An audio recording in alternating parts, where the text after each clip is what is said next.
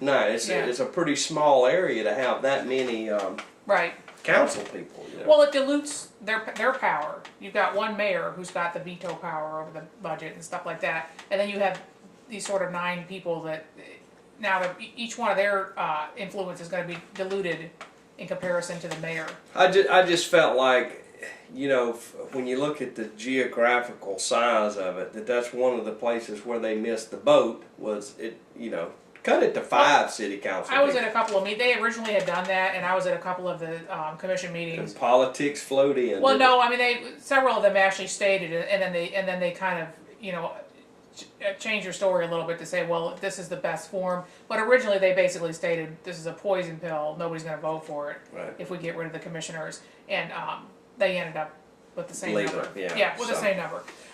The other thing that's major that you don't hear about, the newspaper hasn't gone into this at all, is the mayor will have full control over all those lucrative civil service positions. Hire, fire tomorrow. Yeah, which is a lot. That's a lot. I mean, when you're handing out, the spoils of elections, that's a lot of power and influence. And I will go ahead and make a prediction today for us. Our little TV show. Not that we have any influence over anybody, but I would be willing to bet that you and I, on behalf of Santa Rosa Week, will probably be challenging sunshine issues with this new form of government in the near future. I can just about guarantee that. I have grave concerns over the consolidation of power / the ability of that consolidated power in one person to go into his office and slam the door and have one other person sitting in his office and making business decisions. Right. Well, the other thing that they wiped out was this wipes out the public's ability to file a referendum objecting to a budget issue, taxing issue, or a salary issue.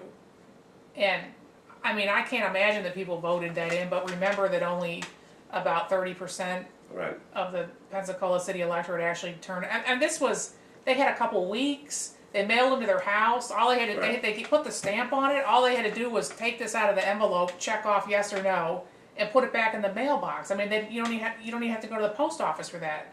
And they still only had a 30% turnout. So honestly, I mean, the old saying is you get the government that you deserve in a democracy, and they're going to get what they deserve. It sounds like. I was kind of, when I looked at the voter turnout, considering the lengths at which they went. Yeah.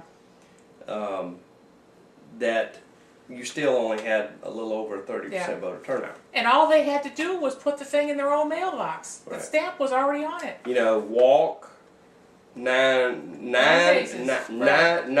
to maybe 30 feet to the mailbox, pick it up, mark the box, put it in the self-addressed envelope, and put it back in the box. Actually, they could have done it all standing right there at the post box, but hey, one thing that I have always done when I hear somebody that's jumping out there and they're vocally howling about what's going on, my first question to them is, did you vote in the last election?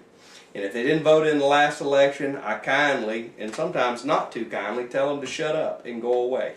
Because if you don't participate, and ladies and gentlemen, participation is going to be important in 2010. If you're happy with how your country's going, by all means, continue to play the Nintendo and sit on the couch and watch NFL football. But if you are unhappy with what's going on in your country, you need to get registered to vote. If you're not, and you need to show up at the polls, and you need to take control of your country. And this issue here, and you need to pay attention to local elections as well as national elections. That's what I was going to say, is all politics are local. Yeah. All right, it's not the other way around. Washington, D.C. does not become liberal and spending foolhardy first. They're not liberal. But First. That doesn't happen first. It happens down here locally where things let go, and then the next level up at the state guys, well, we can spend a lot, and nobody's really saying anything. And then the federal guys do it. And our job as a citizen, as a registered voter, is to put people in office this time around that understand how hard we work for our money and that we need to quit throwing money and printing money. You Good luck with that. Look, folks, you got to look at the big picture here. When the President of the United States of America makes a trip across Asia and around, and their leaders look at him and in the eyes and publicly say, you need to get a handle on your spending. China and Japan buy a lot of our bonds, and that's how we finance what we do over here. And when they get to the point that they're worried that we won't be able to pay them back for their money, they'll quit sending money over here. And what I'm saying is we need people in office. Forget about a Democrat, forget about a Republican or independent or a Green Party. I don't care about all that. What we have to have in this country, in this upcoming election cycle, is people that will stand up, A, that understand the Constitution, B, that understand the finances of all of it, and that we cannot spend our way out of this thing. We are going to have to cut our expenses. Plain and simple. We're going to have to become conservative in how we run our government. Well, they spent their way out of the first 1930s depression.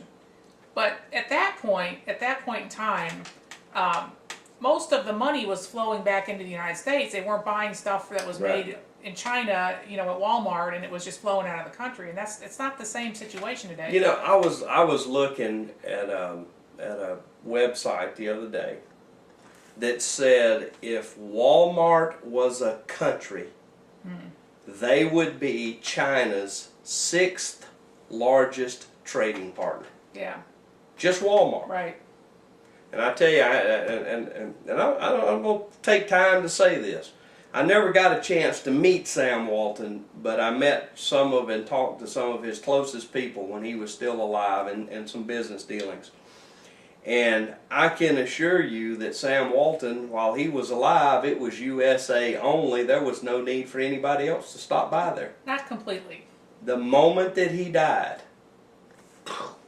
here it comes. I'm pretty sure they had to pull the Made in USA claims off while he was still living. They were dealing with China back then. It was near the end of his life when he was not completely in control. It was when they began to really expand. Right. And it was so cheap. And that's where all the jobs are. We have allowed this. I mean, let's look at Congressman Jeff Miller, who voted for CAFTA, the Central America Free Trade Agreement. Yeah, it's the sequel to NAFTA. He voted yes, and it passed by one vote.